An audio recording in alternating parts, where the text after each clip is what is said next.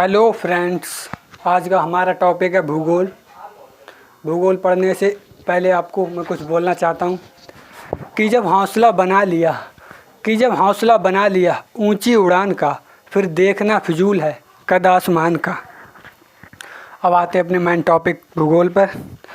अब भूगोल पढ़ने से पहले आपको पता होना चाहिए कि भूगोल है क्या। भाई कोई भी पूछ सकता है क्या पढ़ के आ रहे हो, भाई भूगोल पढ़ के आ रहे हैं। भूगोल आपको पता ही नहीं हो, भूगोल की परिभाषा क्या है, भूगोल क्या है।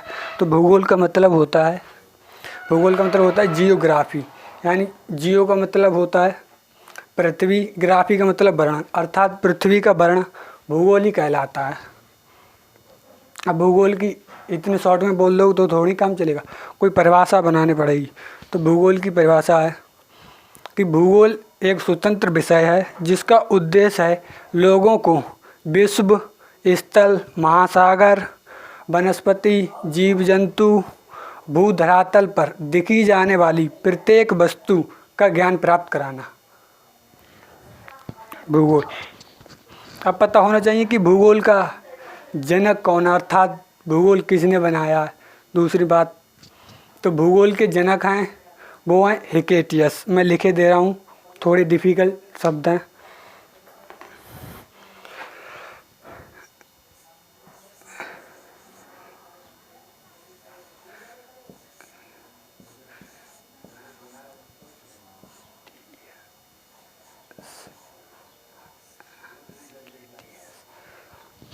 भूगोल के जनक हैं हिकेटियस। अब वर्तमान भूगोल के जनक हैं वो हैं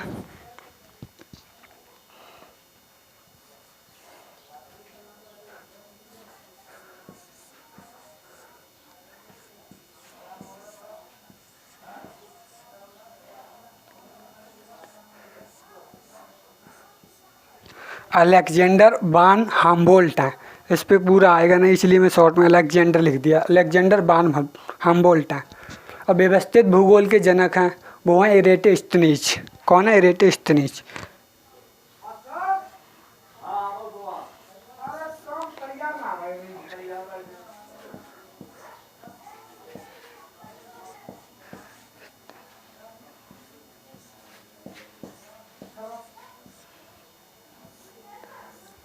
इरेटोस्थनीज।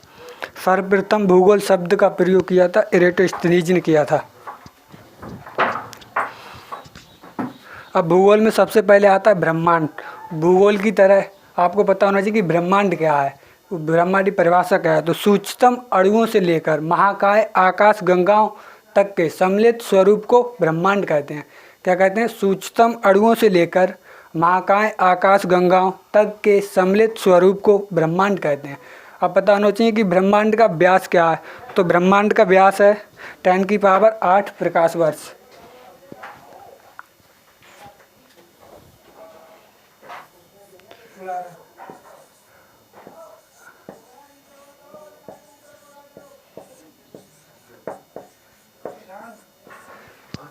(10⁸ प्रकाश वर्ष। अब पता होना चाहिए कि भूगोल में लगभग अनुमानतः 100 अरब मंदाकिनियाँ, प्रत्येक मंदाकिनी में 100 अरब तारे हैं। भूगोल में क्या है, यानी ब्रह्मांड में जो है 100 अरब मंदाकिनियाँ, प्रत्येक मंदाकिनी में 100 अरब तारे हैं। ठीक है। अब मंदाकिनी शब्द आया। अब पता होना चाहिए कि ये मंदाकिनी क्या है। तो मंदाकिनी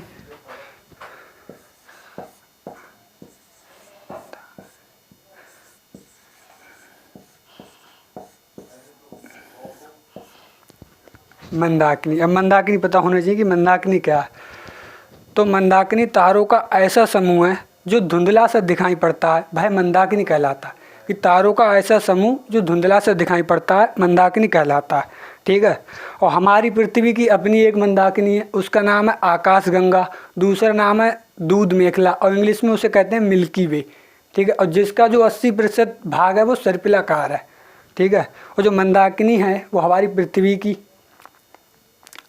आकाशगंगा है, और जिसके पास में जो मंदाकिनी सबसे नज़दीकी मंदाकिनी उसका नाम है देवयानी। क्या है भाई?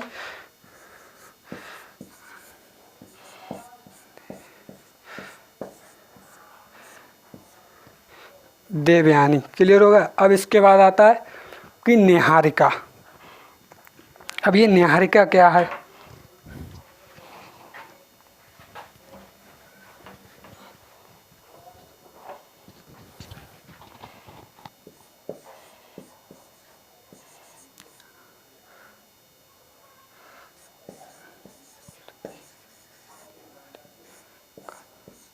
अब ये नीहारिका क्या है? नीहारिका है ब्रह्मांडीय नर्सरी है जहाँ तारों का जन्म होता है। नीहारिका क्या है? ब्रह्मांडीय नर्सरी जहाँ तारों का जन्म होता है। नीहारिका दो अलग अलग कारणों से बनती है। तो पहला कारण है ब्रह्मांड की जब उत्पत्ति होती है तब नीहारिका बनती है। दूसरा कारण है किसी विस्फोटक तारे से बने सुपरनोवा से नीहारिका बनती है। ठीक है। अब ब्रह्मांड का जन्म हुआ, उसके बाद क्या? परमाणुओं का जन्म हुआ। परमाणुओं के जन्म के बाद यानी ब्रह्मांड का जन्म हुआ, फिर परमाणुओं का जन्म हुआ और उन परमाणुओं से गैस और धूल आदि के बादलों का निर्माण हुआ। ठीक है गैस, आज के लिए इतना ही। अगली वीडियो में हम पढ़ाएंगे सौरमंडल आपके लिए। और ऐसी वीडियो पाने के लिए हमारे चैनल को सब्सक्राइब करो, लाइक करो एंड शेयर करो प्लीज़ गाइस। थैंक यू, धन्यवाद।